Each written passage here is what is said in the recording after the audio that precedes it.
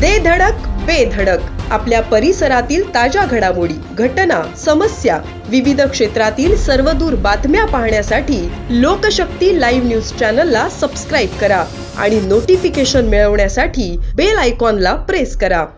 मुंबईत एका कॅब चालकाची कार आणि एका ऑडी कारमध्ये किरकोळ टक्कर झाली। टक्कर होताच कॅब चालक आणि ऑडी चालक यांमध्ये बाचाबाची झाली आणि काही वेळातच दोघांमध्ये हाणामारी झाली। या घटनेनंतर दाम्पत्याविरुद्ध गुन्हा दाखल करण्यात आला आहे। पोलीस अधिकाऱ्यांनी शुक्रवारी 30 ऑगस्ट रोजी ही माहिती दिली। पार्क साइड पोलीस ठाण्याच्या पोलीस अधिकाऱ्यांनी सांगितले की ओला कॅब चालक कयामुद्दीन अन्सारी प्रवाशासह नवी मुंबईतील उल्वेकडे जात असताना ही घटना घडली।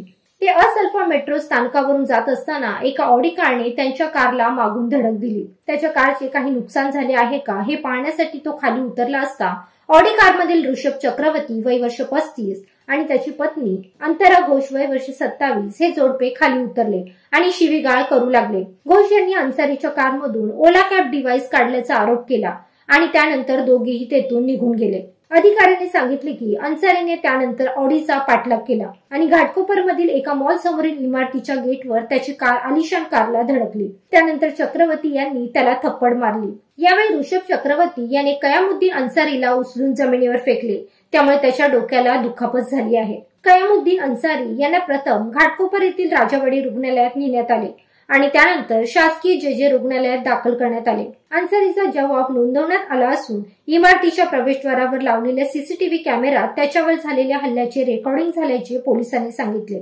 अधिकाऱ्यांनी सांगितले की अन्सारीच्या तक्रारीच्या आधारे ऋषभ चक्रवर्ती आणि अंतरा घोष यांच्या विरोधात गुन्हा दाखल करण्यात आला आहे। त्यांना न्यायालयात हजर राहण्यासाठी नोटीस बजावण्यात आली आहे। दोन्ही बाजूंचे दावे आणि प्रतिदावे तपासले जात आहेत। लोकशक्ती लाईव्ह साठी न्यूज ब्युरो, नवी मुंबई।